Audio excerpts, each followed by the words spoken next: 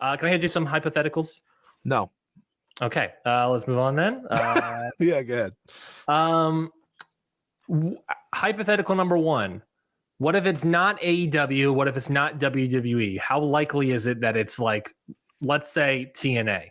He just did a taping. We talked about this sort of feeling last minute. He just did a taping, comes back to Japan, thinks about it for like 2 days, trademarks the name Rainmaker, and then puts in his departure papers. What are the odds that it's TNA, a company that seemingly tried to offer Ospreay a giant amount of money? What if they offer that to Okada?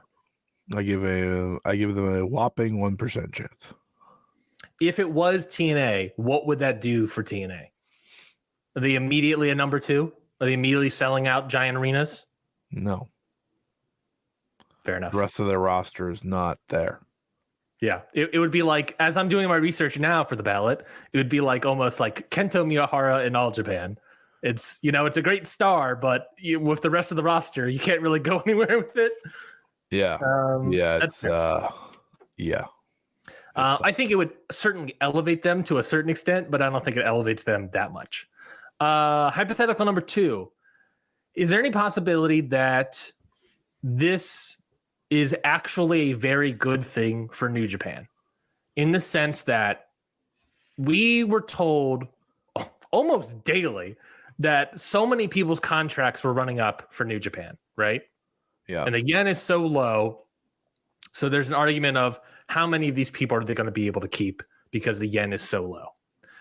Is there an argument to be had that Okada, along with Ospreay leaving, frees up so much money in New Japan's financial, paychecks that they will now be able to retain all of that younger, lower level roster that they can hopefully evolve for the next couple a year to 5 years to those top level replacement stars? Is there a point where we could have had a mass exodus of lower card people, or we lose Okada? Which is better?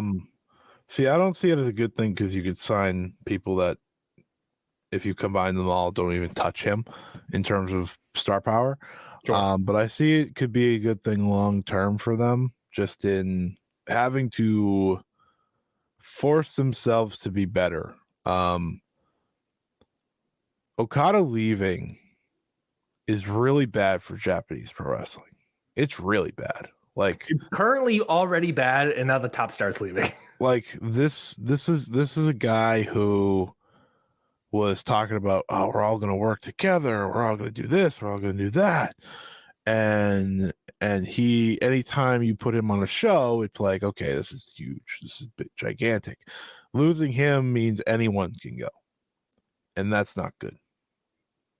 That's not good at all. This could be, a bunch, it's like that thing of like you're putting tape over a bunch of holes in a sinking ship. It's like this could be a mass exodus, a slowly over the course of the year, a mass exodus. So the one thing though I will say is we have to also remember there are people that just do not want to go to America. We can't all just think like, oh my God, they're gonna sign every wrestler under the sun and they're gonna all head to America. Like, some people just don't want to do that. Tetsuya Naito couldn't want to go to America less.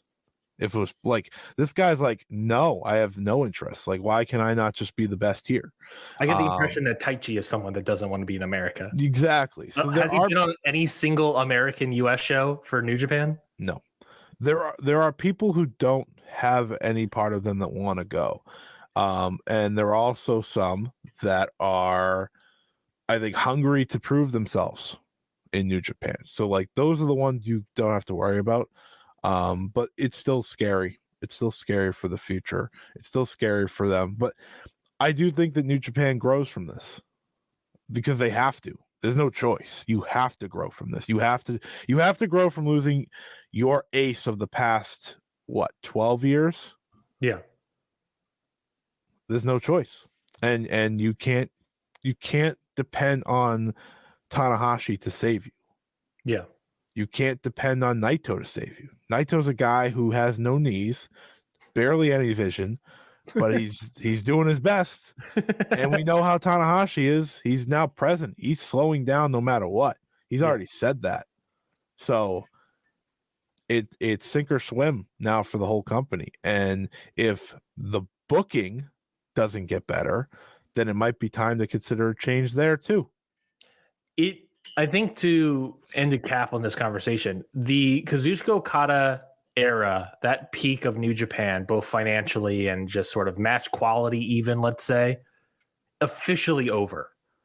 Yep. Officially over. This is, you can talk about, a couple of years ago that being the end.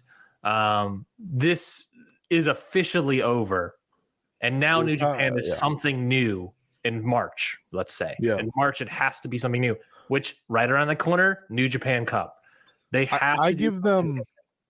I think that's fair because like some people are like, oh my god, the first post Okada announcement show was terrible. It's like, I don't count these new beginning cards as part of that new beginning card was gonna be what it was, no matter if Okada was leaving or not. Like, you looked at that card, and there was never a moment that I was like, oh, you know what, this is gonna be great. No, that was gonna suck no matter what. You can't tell me Tama Tonga took it easy because Okada was leaving. Right. You know what I mean? Right. Like, I think you're right.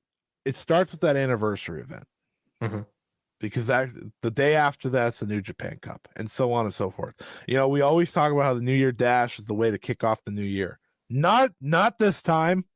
No. There's a buffer zone. Mm-hmm. There is we got to get our stuff together. So now we look at the anniversary and on as what is this next era of New Japan truly going to look like. Yeah. And hopefully by the end of the New Japan Cup, we're feeling a little bit better. I completely agree with that, Scotty.